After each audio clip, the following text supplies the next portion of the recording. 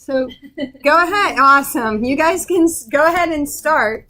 So wait, and maybe we should just reintroduce everyone who we have. So why don't you go first? All right. First of all, let me tell you that Enoch is not here. Okay. Yeah, Enoch has gone and followed George. His car has broken down somewhere. Oh, geez. Okay. Well, we wish him luck. Yeah. So I'm organizing here. Thank you. My name is Dickson. Nelson. Hi, Nelson. Yeah, I'm a standard 4 teacher. Great. Yeah. Go ahead. Everyone. Yes. Hello. Hi. Hi. I'm Jumbe. Standard 8 teacher. Jume. Standard 8. Okay. Yep. Hello. Hi. Hi. I'm Kondwandi. I don't have a specific class, but I'm just a float. Great. I'm what? He doesn't have a specific class. He floats and he also does a technology. Hi. Hi. Sera. Hi, Sera. Hi, Sera. Hi. I take preschool and So she's preschool and standard one. I need to find better people. hi. Hi. Type 1 and teach standard 7. Hi, Simon. Hi, Simon. Yeah, so these are the teachers from MCM who are present here. Because some of them are not around, Nisha has gone to see her mother who is sick. Yeah, and Debbie has gone out to school. Yeah, but so we are 5 today. Okay. Okay. Yeah.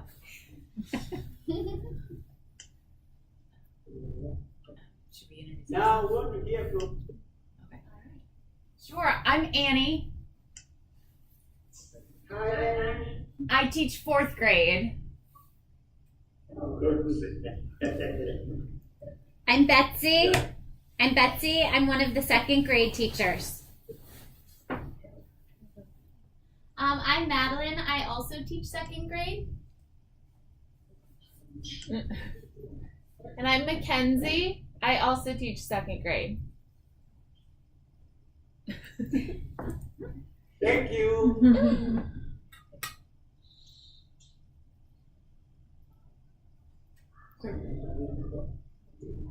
Should we start? Yeah, Sure. Thank you. Hi, Sera speaking.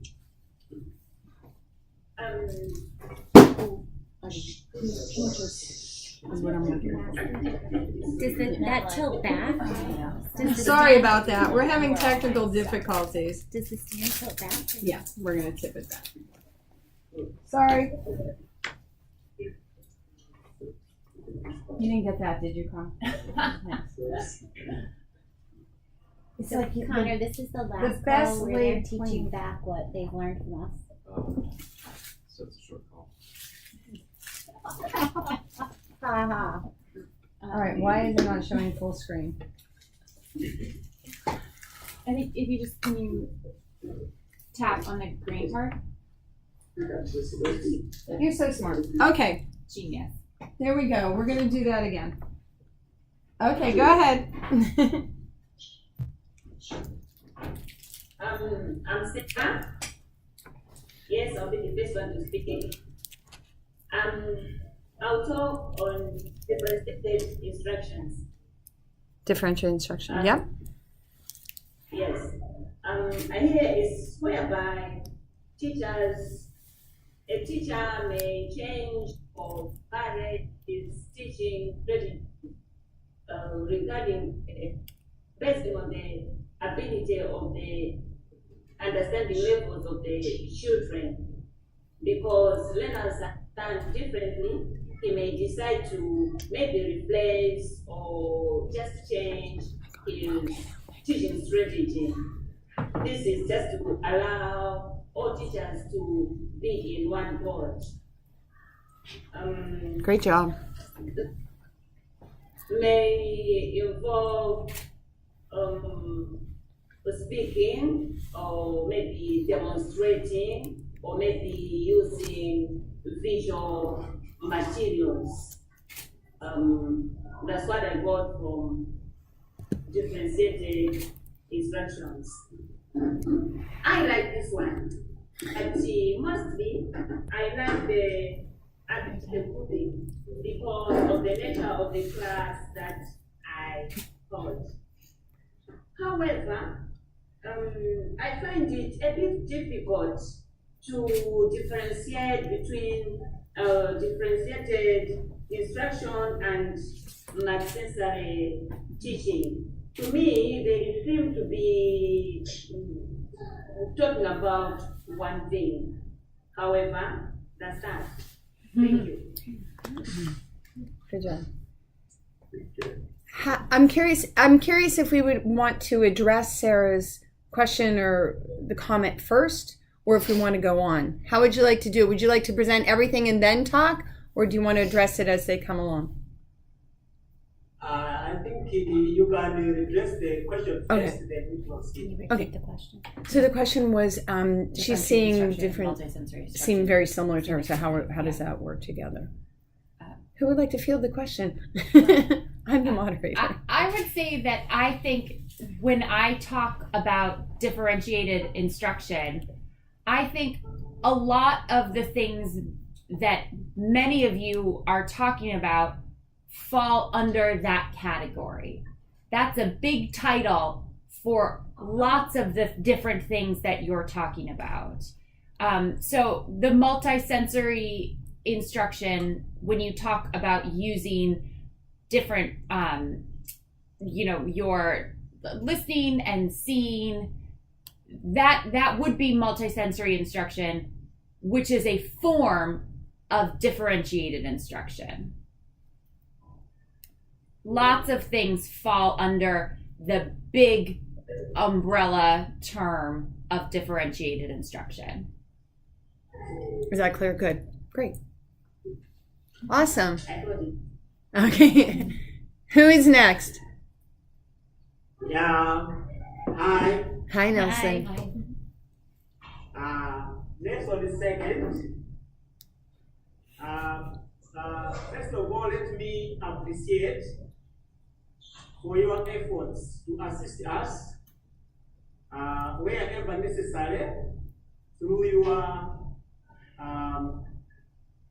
topics that you chose to help us in our classes. We have seen them very useful to us as well as to our children, as we have been trying them out during our lessons. Great. However,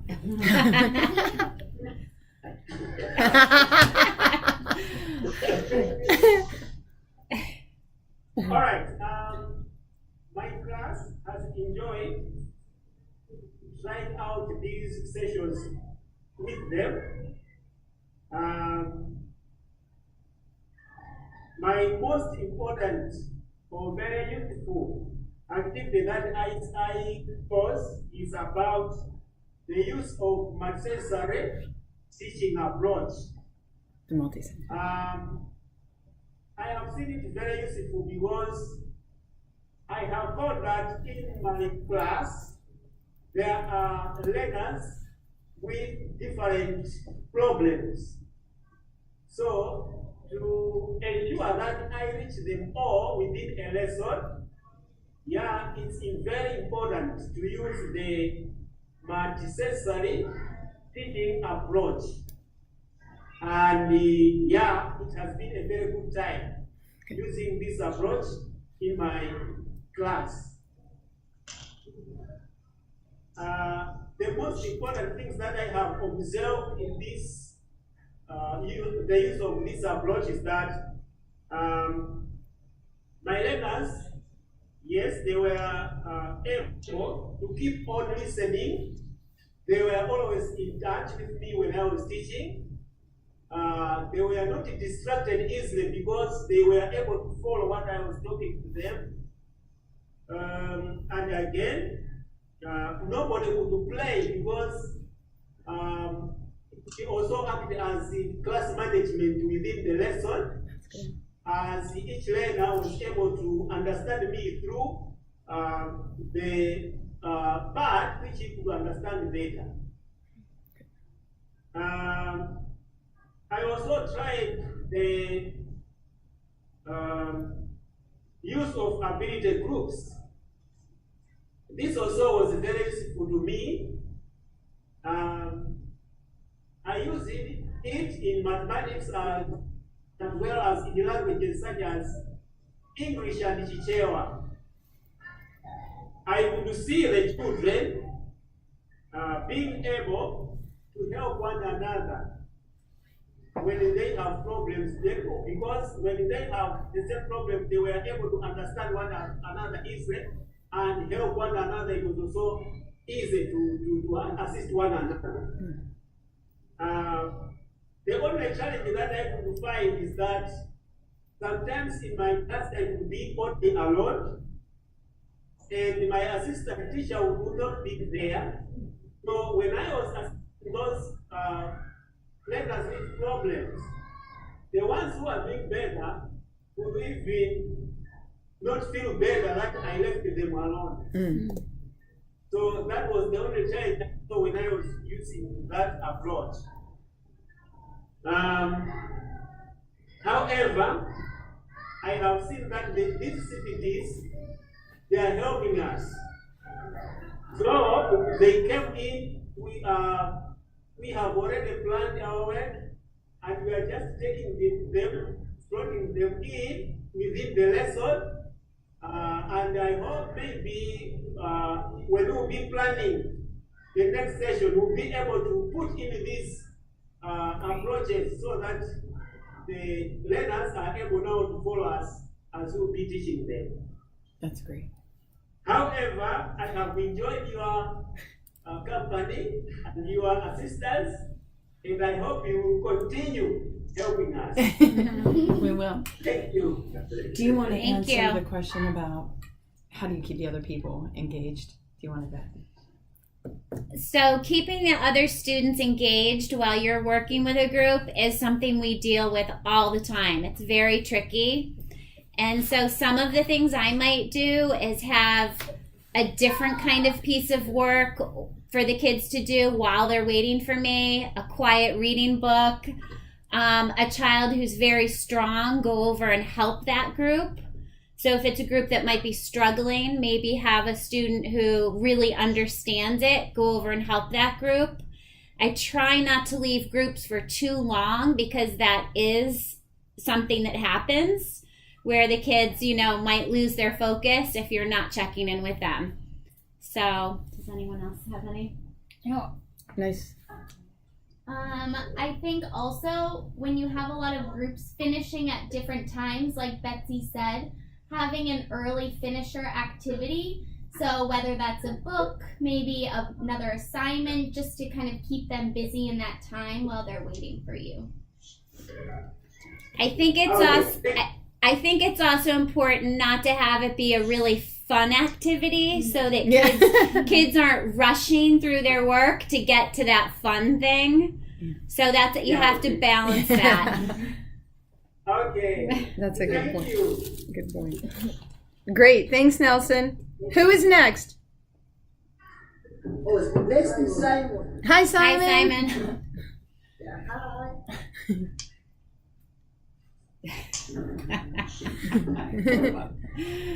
Are you able to see me? Yes.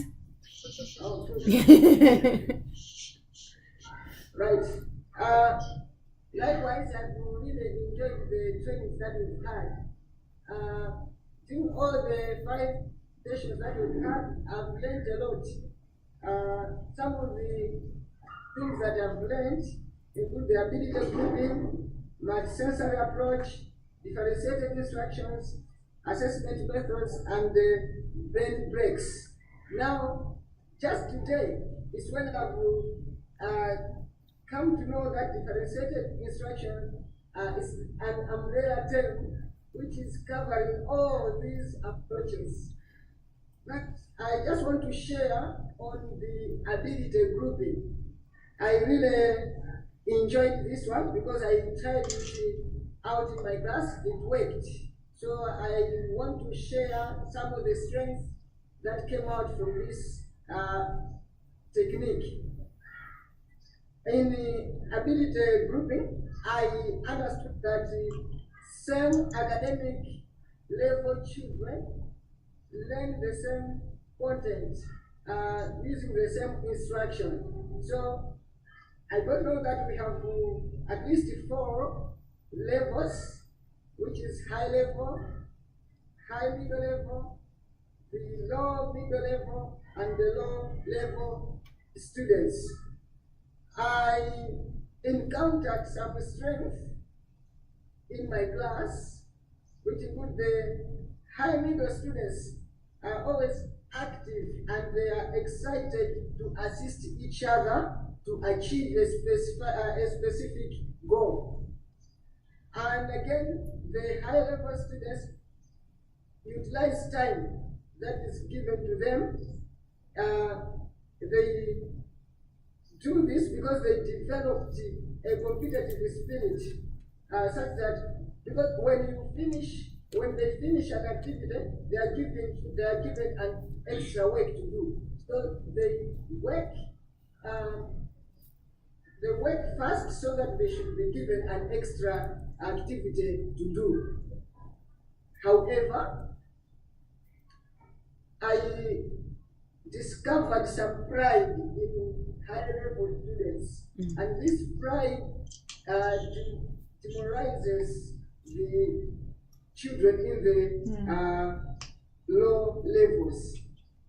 And again, the low level students feel sidelined when they are given a different task from their friends. And finally, catching up is a problem because everybody learns according to his or her ability. But when it comes to assessments, they are assessed regardless of their ability. Yeah, so I'm planning to use this information moving forward, like to include all these approaches in the schemes of work for the next coming school session, as Nelson put it. I need help in giving different assessments because these learners, as I said, they learn differently. So they also require different assessments. So I need help on how I can develop this assessment. And again, I need more information on how to develop the pre-assessment questions and on how to use online materials to enhance the curriculum. Because it's like we were not given links on how to access the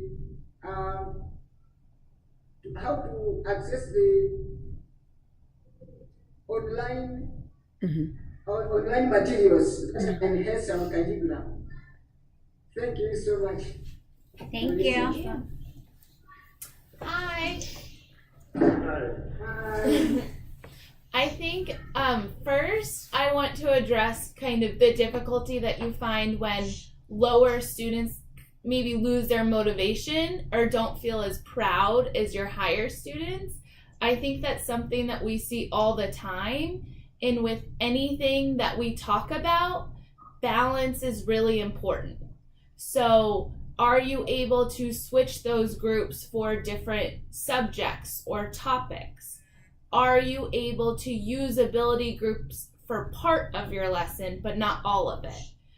Trying to find a balance will help keep all of the students motivated more often. Does that make sense? As far as the assessments, there's different supports that you can give students within the same assessment. So one of the things we sometimes have to do is read a question to the student if they have trouble kind of figuring out what it is, or maybe covering up parts of the assessment so that they can focus on one question at a time and feel less overwhelmed. And we can send along other ideas if you feel like you have to use the same assessment. Another thing is if you have a student who maybe struggles with actually writing, you can have them say it to you and you can write it for them. As far as developing a completely different assessment for those students, it depends on the subject. But if you have examples that you want to send us, I think we would be happy to give you ideas. And then one idea that somebody recently brought up to the second grade team is giving somebody an assessment that has been answered incorrectly and seeing if the students can correct it instead of trying to solve it on their own. That's just one idea. But I think everything that you brought up is something that we're constantly thinking about and working on, and would be a great topic for another time. Or when you guys are here, we can also give ideas. Thank you. Two things I have to add to that is sometimes we will cross out problems on an assessment.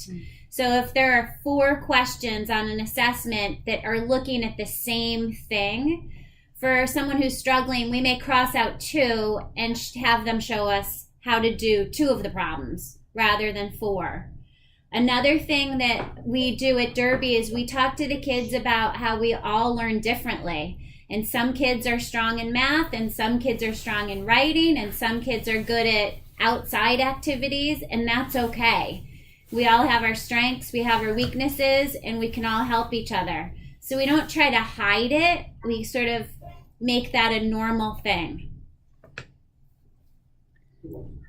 And I was thinking, as far as the question on the online, Simon, I think that's something we can definitely work on when you're here, because a little bit of that has to do with kind of what connectivity do you have, what access do you have.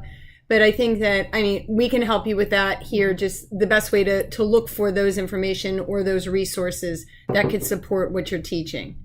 Yeah. That's a big one. Yeah. And once, the good news is, especially Hannah, for you, once Kevin gets there and you get the solar panels up and the satellite dish, you will have Wi-Fi connection at the center. Which, yeah. So, I know. Imagine. So that I think will solve a lot of problems and add value to everything you're doing. You won't be alone in it, so you'll have access. That is my goal. So, all right. You're welcome. All right, great. All right. Hi, Kondwandi. I'm Kondwandi. So I just want to present on brain breaks. Before everything, let me just appreciate for everything you have just done for us. You have been holding us since the first session up to this session. So when I was beginning to participate in the class teachings, it was difficult to me to understand why some other learners, they are busy doing something contrary to me. So while I'm teaching, while the lesson is in progress, they were busy doing some other things. So doing this, after participating in these sessions, I now just realized that every person needs a brain break. So you said that it is good if we see the learners misbehaving in the class or not seems to be attending, we have to know that that person is now bored.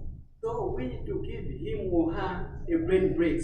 So upon trying this thing, I can say that it works for me to get them along the way. So I was able to capture them and to take them through the lesson, just because I was able to know that this one is tired, and this one is tired, and this one is participating. So I will just tell them that let's just do it, this and this. Like for example, last week I was trying mingo. So they were happy to do that, and they were very excited. After those things, then I saw that they are participating. So, however, I am help in these brain breaks, just because if I keep repeating one thing, these children, they also get bored. That is why I need your help now, that if it is possible, you can give me some brain breaks of which I will be able to implement those brain breaks when I'm teaching. Thank you.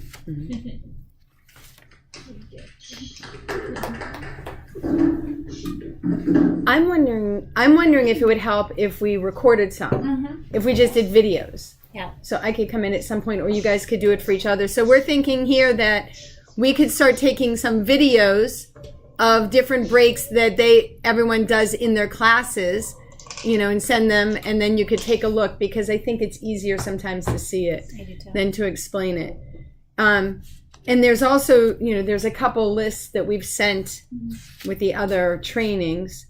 And Hanak, I think there is a book in your office somewhere too that we brought this summer. It was one in the Calm Classroom. Yeah, so see if you can find that. That had definitely ideas in it as well. All right, I want to we did the classroom, but let me check the picture.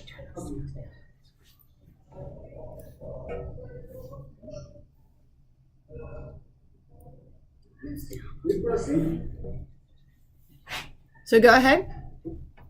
Yeah, let me go ahead. You got that? Okay.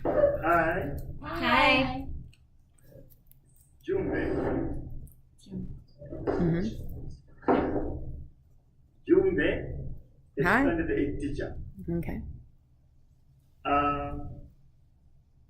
In standard 8, we have some challenges because of people are geared to the national examinations, SATs. But because of the silos which you have been talking to us, this has really helped me to facilitate certain lessons. I'm saying so because the time for standard 8 pupils to be in class is different from the time other students stay the whole year. For example, standard 8 is only 2 terms, and then they write the examination and off they go. Because of that, the teacher tried to be fast to cover the syllabus so that they should be able to go to secondary school with better grades. But from the teachings, I have learned quite a lot about the ability grouping, which is now helping me, more especially when we are revising some questions from the previous examinations, that the children who are much better, they are given a task to solve some subject, some question, which they have with their friends, so that they should be able and bring them for revision as a class. And again, some of the children had been misbehaving in class because they could stay longer on the desk than being borrowed. Because our lesson takes about 40 minutes. So for a child to sit on the desk for 40 minutes is boring. Right. Now, when you talked about the movement break, that has really helped in standard 8. Great. They are enjoying that. That's very good. And then, what I have seen is, for me to cover the syllabus is now a challenge. Because if I am slow, then I will not cover the syllabus. Now, we will still need your encouragement and certain styles that I can use so that we can cover the syllabus in good time. Thank you that we have started this program on the teaching, but it came late, as my friends have already said. So next year, let us try maybe to start earlier in September when the school opens. That when we finish term 1, it means our children will be at a better level to achieve something. So I think I should appreciate the work that you are doing to remind us. You know, I'm an old teacher. I have taught for so many years, and some of the methods have gone away. So this is a reminder and orientation to me. Thank you very much. That's great. That's really nice. Does anyone want to address that whole idea of that teaching against a test? Like, is that pretty standard? I mean, You want to do that because you have the older? Yeah, we don't quite have that problem. I think that's a really hard problem to address. I think in many ways, you have to trust that what you're doing is going to get kids to the right place. It's going to get kids to where you need them to be for that test. I think there's not much that you can do about needing them to take that test and do well. But it sounds like there are a lot of good strategies that you're using to help keep your kids focused and on the task that you're asking them to do. I also think that when you talked about the syllabus at the beginning of the year, and looking at that and finding connections throughout the whole syllabus is helpful. Because then if you're able to connect new information back to old information, it just makes it easier for them to understand. So looking at it at the beginning and finding those natural connections, I think will also help you cover the content kind of more efficiently. That's a good one. That's a great one. Thank you. Good job. All right. Karen, Yeah. before you proceed, I have a question here. Do your children at DMB take national exams for them to go to high school, or they don't? What happens? They do. Yeah. They take tests that will, if they want to go to a private school, they take a test for that, and then that score will say whether or not they can get into some schools or not other schools. But to go to a public high school, they don't need to take that test. Yeah, the one thing though, if you are in a public school, you do take state tests. So we call them MCAS. It's a test that they take in, I think, 4th and 6th and maybe 10th grade. I'm not sure exactly. But they do have to pass that test in order to graduate. They have to pass a 10th grade test in several subjects in order to graduate. And I would say from the teachers that I work with in the public schools, they find the same pressure, that they feel like they're teaching for the test. So they feel the same pressure, and it's an ongoing discussion with all teachers. So that's universal, definitely. You know, so it's good. Al, you have a good question. I'm curious, do you talk about like test taking strategies or skills ever?